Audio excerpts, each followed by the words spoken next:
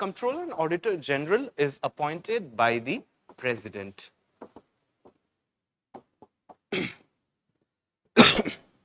Once the person is appointed as the Comptroller and Auditor General, holds office for a period of 6 years or till he attains the age of 65 years, whichever is earlier. Although he is appointed by the President, does not hold office at the pleasure of the President. The Comptroller and Auditor General can be removed from his office only in a like manner and on like grounds like the Judge of a Supreme Court. और जज of the supreme court को कैसे हटाया जाता है? दोनों houses में आपको रेजोल्यूशन पास करना पड़ेगा स्पेशल मेजॉरिटी से, and the ground should be proven misbehaviour and incapacity. अगर ये दोनों ग्राउंड होगा, incapacity is mostly with respect to competence, proven misbehavior is mostly with respect to violation of rules and regulation or the orders of the institution. अगर ये चीज हो जाए, then only CAG can be removed. CAG's duty is to ensure that not even a far thing का मतलब होता है not even a single penny, एक सिक्का भी नहीं, not even a far thing has been spent from the consolidated fund of India without the approval of the Parliament. And the money that has been taken is only that much which was approved, and the money that was spent and over which it was spent was the same thing for which it was approved. Got it? ऐसा नहीं होना चाहिए कि आपने पैसा लिया education के लिए लगा दिया एग्रीकल्चर पे, पैसा लिया इंडस्ट्री के लिए लगा दिया रोड बनाने में, नहीं कर सकते. ठीक है? That's the duty of the CAG, Comptroller and Auditor General.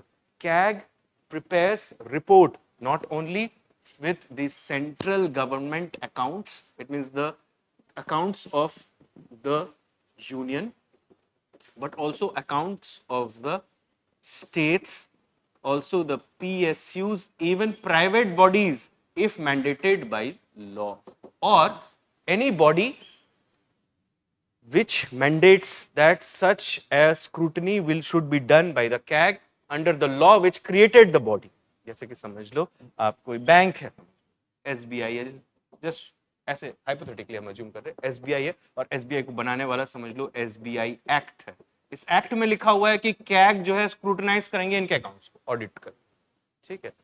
Our CAG is only an auditor, he is not a comptroller. Controller नहीं है वो, सिर्फ ऑडिटर है वो. कंट्रोलर और ऑडिटर का फर्क समझो क्या. ब्रिटेन में क्या होता है?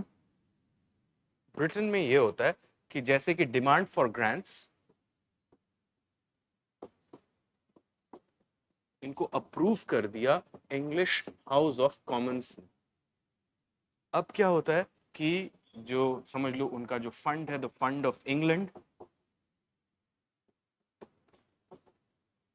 यहां से पैसा निकालना है. अब आप तो हर मिनिस्ट्री को कुछ चंक चाहिए होगा. Let us assume for the sake of our understanding there are only 3 ministries here, ministry of home, ministry of defence and ministry of external affairs.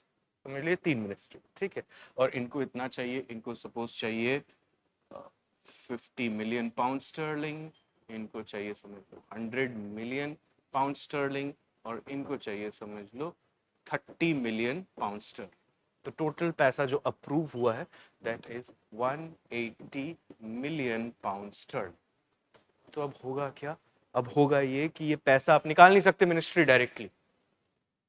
पहले जो कंट्रोलर होंगे वहां, जो चेक होगा वो ऐसा दिखेगा, जैसे चेक इन फेवर ऑफ पे ऐसा लिखा होगा, पे इन फेवर ऑफ ऐसा लिखा होगा मिनिस्ट्री ऑफ डिफेंस. लेकिन उस पर 2 सिग्नेचर होंगे, एक तो जो डिफेंस मिनिस्टर है उनका, और दूसरा होगा कंट्रोलर का. समझ में? पैसा निकालने से पहले ही, मतलब ये दूसरा चेक है. एक तो पार्लियामेंट ने ऑलरेडी कर दिया, ये दूसरा चेक है. अब इस चेक को लेकर कौन जाएंगे? डिफेंस सेक्रेटरी, जो कि IAS ऑफिसर, बाबू वाला काम है. तो आप समझ सकते हो बाबू लोग ही जाएंगे. तो ये उस चेक को लेकर जाएंगे. कहां जाएंगे? Bank of England which is the custodian of the fund of England, समझ में? उनको देंगे, वो देखेंगे डिफेंस मिनिस्टर का साइन है, ठीक है, कंट्रोलर का भी साइन है, ठीक है, दोनों ने साइन किया है, and obviously cheque will be issued in the name of her और हिज मैजेस्टी, क्योंकि वही है सॉवरेन। अब क्या होगा देखो, उसके बाद बैंक ऑफ इंग्लैंड उसको प्रोसेस करेगी और वो पैसा रिलीज करेगी। फर्दर उसके बाद क्या होगा कि जब पैसा स्पेंड हो गया, मिनिस्ट्री ऑफ डिफेंस ने स्पेंड किया, तो उनका एक अकाउंट भी होगा, which account will show their credit and their debits. Balance sheet होगी ना कोई उनकी, इसको फिर ऑडिट करेंगे कौन? Auditor general. ये दोनों एक ही आदमी कर रहा है, कंट्रोलर कंट्रोलिंग का काम कर रहा है और ऑडिटर जनरल ऑडिटिंग का काम कर रहे हैं। That's why we are calling it controller and auditor general. But India में कंट्रोलर जैसा कुछ है ही नहीं, इंडिया में कंट्रोलर जैसी कोई ड्यूटी है ही नहीं, इट्स ओनली ऑडिटर जनरल। वो सिर्फ पैसा स्पेंड होने के बाद पिक्चर में आते हैं, पैसा स्पेंड होने से पहले उनका कोई रोल नहीं, ठीक है। And this office is based on the office of auditor general as existed in the Government of India Act 1935, ठीक है। इंडिया में क्या होता है देखो, इंडिया में ये होगा, अगर मिनिस्ट्री ऑफ डिफेंस को पैसा चाहिए, suppose we want 1,000 crores, here suppose we want 500 crores, here we want say 300 crores, that is what is required. A check will be issued, obviously it would be carrying the name and seal of the President of India, and then pay the Ministry of Defense, जो भी लिखा होगा amount वो लिखा होगा, और signature सिर्फ एक ही का होगा, डिफेंस मिनिस्टर, ठीक है, उनका सिग्नेचर होगा और पैसे निकल जाएंगे। कंट्रोलर जैसी कोई बॉडी है ही नहीं। हम इसको बोलते कंट्रोलर एंड ऑडिटर जनरल, पर के कंट्रोलिंग के फंक्शंस नहीं है, ध्यान रखना। ऊपर से ये अकाउंट प्रिपेयर भी नहीं करते, पहले अकाउंट प्रिपेयर किया करते थे पूरे मिनिस्ट्रीज के लिए, कि जैसे डिफेंस मिनिस्ट्री में जाते थे कंट्रोलर कैग के जो, अच्छा आपने इसके बारे में सुना है, Indian audit and account services, सुना है ना, ये कैग के अंडर ही काम करते हैं। तो ये क्या करते हैं, इनकी पूरी बॉडी है, ये जाते थे मिनिस्ट्री टू मिनिस्ट्री, पहले उनके अकाउंट प्रिपेयर करते थे, फिर उसको ऑडिट करते थे, ऑडिट मतलब चेक करते थे, ठीक है। अब अकाउंट प्रिपरेशन की जिम्मेदारी से इनको अब एक तरह से रिलीव कर दिया गया, they don't prepare the account, they only audit the account.